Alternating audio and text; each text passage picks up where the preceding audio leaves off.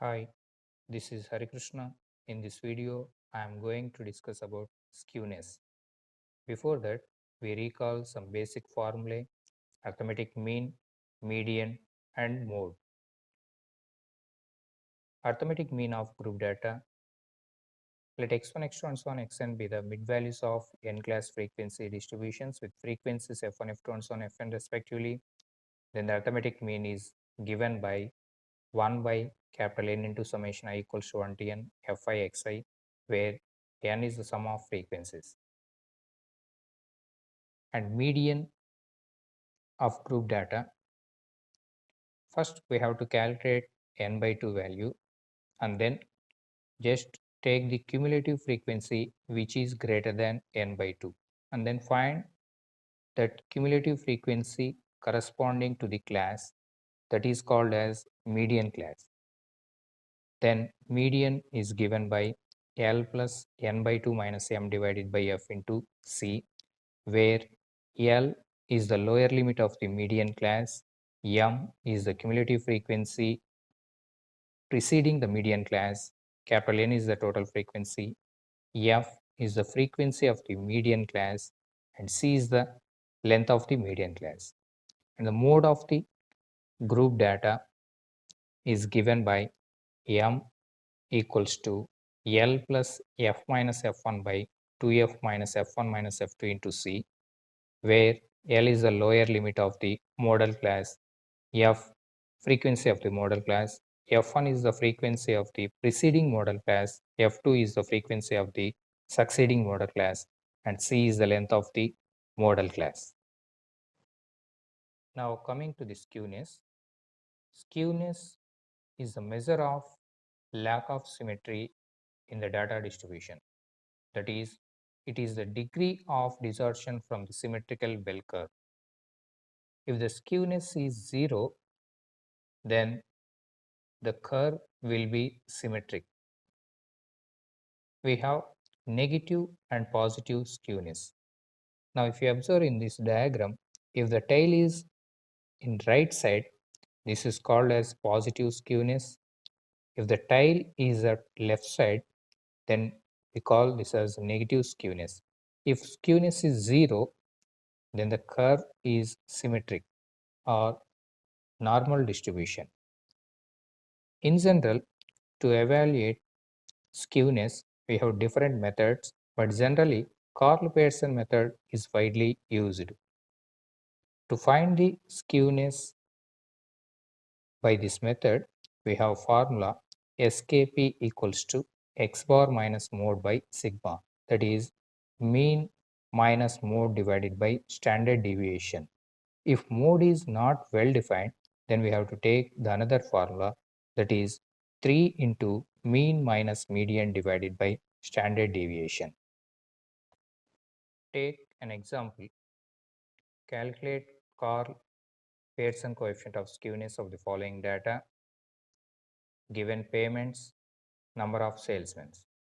To find the skewness, we have to evaluate mean, mode, and standard deviation. By the step deviation method, we can evaluate mean, mode, and standard deviation with the help of this table. Now, taking first column payments, second column mid values, third column number of salesmen, nothing but frequencies, and then evaluating the sum of all frequencies. Deviations. Here deviation dA equals to xi minus a divided by h. Here a is assumed mean. We take the middle value as assumed mean.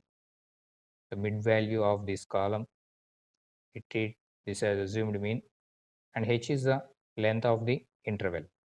Evaluating deviations, xi 1100 minus assumed mean 1700 divided by length of this interval is 200, that gives minus 3.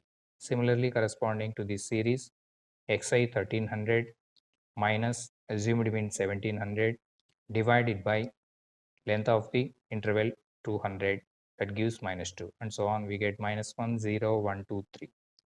And then evaluating squares of these deviations. Next column, products Fi Di, frequency into deviation. The sum of all these values, summation Fi Di, that gives -9. The last column is Fi Di squares, and then evaluating the sum, summation Fi Di square, that gives 251.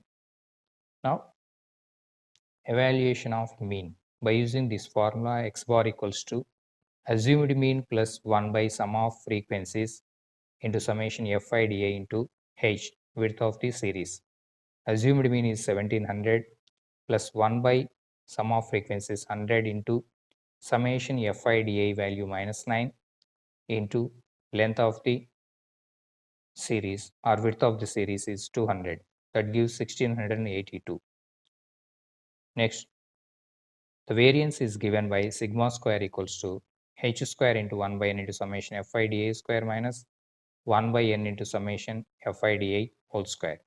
Here h is the width of the series, that is 200 whole square into 1 by sum of frequencies 100 into Fi Di square is 251 minus 1 by 100 into Fi Di minus 9 whole square, that gives 1,108.96. The positive square root of the variance is nothing but standard deviation. So standard deviation equals to sigma square root of this variance, that gives the 316.4. Now we evaluate mode. Mode is given by L plus F minus F1 by 2F minus F1 minus F2 into C. To evaluate mode, we have to find the modal class. Modal class is nothing but the class which has maximum frequency. Now, if you observe here, 25 is the maximum frequency. So, this is the class which is called as modal class having maximum frequency. So, 1800 to 2000 is the modal class which has maximum frequency. Here, L is the lower end of the modal class, that is 1800. C is the length of the modal class, that is the difference between these two lower and upper bounds, that is 200. F is the frequency of the modal class, that is 25. F1 is the frequency of the class preceding modal class. Now, if you observe, this is the modal class, preceding one is this. The frequency of this preceding class is 20. So, F1 is the frequency of the class preceding modal class. F2 is the frequency of the class succeeding modal class. Now, this is a modal class, this is a succeeding one which has frequency 10. So, F2 is the frequency of the succeeding modal class.